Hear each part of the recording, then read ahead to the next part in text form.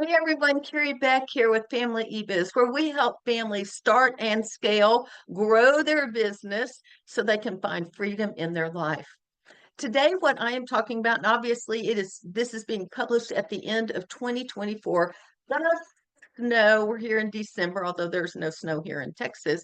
But what I want to do is take a look back at 2024 so we can plan ahead to 2025.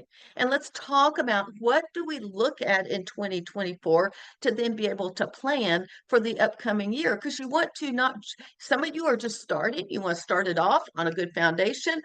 Others of you, you're just struggling and you want to quit struggling and make 2025 be a much more successful year. Well, we've got some ideas, and I do that I want to share with you today. Before I share some of those strategies of looking back and looking forward, please subscribe to wherever you are listening to this or watching this so we can get this out to more and more people. If there's a place to leave a review, a 5-star review would mean the world to me. So thank you very much for just being here with me. All right, let's talk about looking back and then looking forward. Let's take a look back at 2024. What are some things that you need to look at or think about? The first thing I would do is think about what you enjoyed and what you didn't enjoy. If it was such a headache, is it really worth pursuing it again? And there are some things that I have just gotten rid of because it's not worth it. It is a drudgery to me. Or if it is a drudgery, is it a way you can outsource? So make a list of the things that you really enjoyed and the things that were hard for you to do. Now, I'm not saying hard is bad, but if your soul is not in it and it is just like you can't get to the next point, for instance, scheduling social media, that's not a good use of my time. So I took that off the me list and I put it on my VA's list because that person can do it over and over and get the things out there that need to be out there as well. That, I mean, I can do it, but my time is better used something else. So what are the things that are you're passionate about, you enjoy, and that only you can do? And then look at the things you can outsource. All right. Or maybe barter with someone that has an expertise and you have an expertise and you could do it that way or collaborate somehow.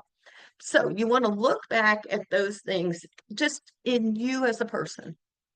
Next, that lovely thing some of y'all don't want is stats. You need to look at your stats. You need to go look at your email service provider, look at your open rates, your click-through rates, and just take a general overview of everything that's going on when you're sending email. Do the same thing with social media. Take a general overview of your stats. It's pretty easy, most of these softwares that you use. You should also go to Google Analytics and take a look at where were people coming? Where were they leaving? What was successful? And then look in your shopping cart and see what sold the most. See what kind of things were selling well, things that weren't. Are there things you could tweak to fix the things that you had low sales? Are there things that are working that you could just make even better by offering another bonus, offering something special just from you, maybe an affiliate product that everyone seemed to want? What are some things that you could do to increase the things that worked well? That's really the easiest place to get started rather than finding something that didn't work and then tweaking it. If something's already working, keep seeing how you can grow that as well.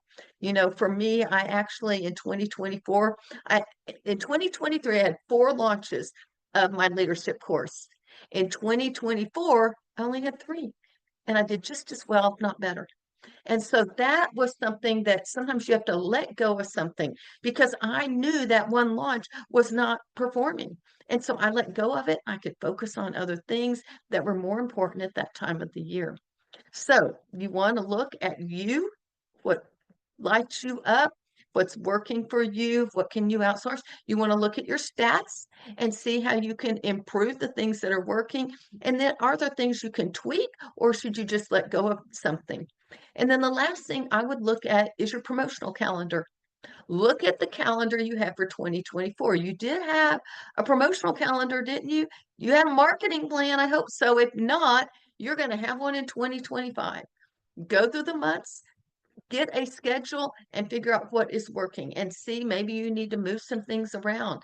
But that will help you if you have it planned right now in December, you have a plan. Does that mean it's set in stone? No, you can make a change later on, but you want to look at your promos that you did in 2024, and this can be affiliate promotions or it can be your own promotions, and see which ones really converted well. And those, keep those on the calendar. And maybe you need to substitute and go find another promotion. Maybe you have some resources sitting in that shop that aren't selling because you've never done anything with it. Maybe you need to throw it on your marketing calendar for 2025.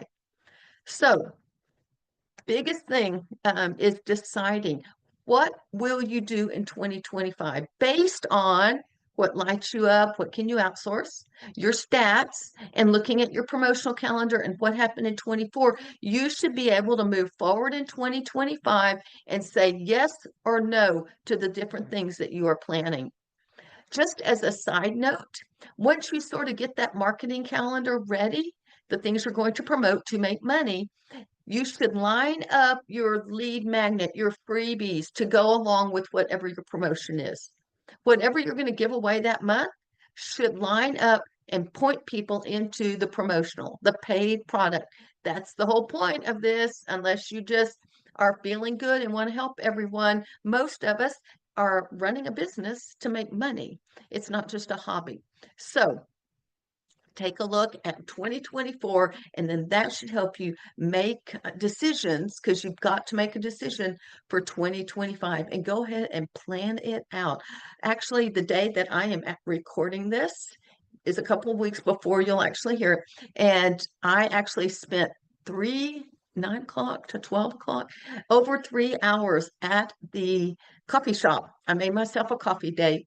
I went to the coffee shop. I had already started working in November. I pulled all those notes and that calendar out, and then I started putting it out on a monthly calendar for the entire year of 2025. So I know exactly when things are going to happen. I have not finished my lead magnets, what freebies will come out, and what my podcast will be for those months.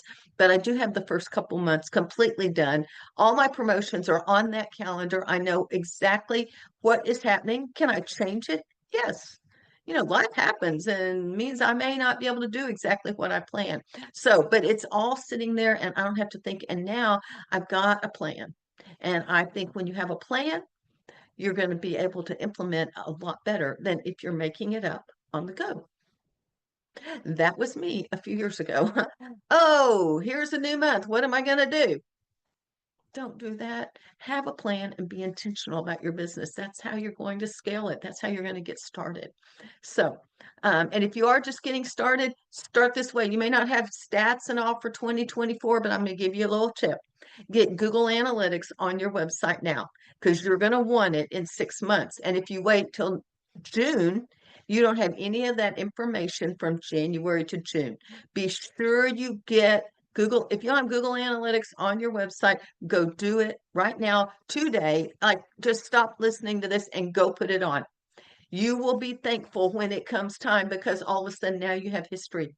And you may not be getting a lot of traffic, but as that traffic builds, you can start to see where it's coming from, and you can start to see where people are attracted to on your website.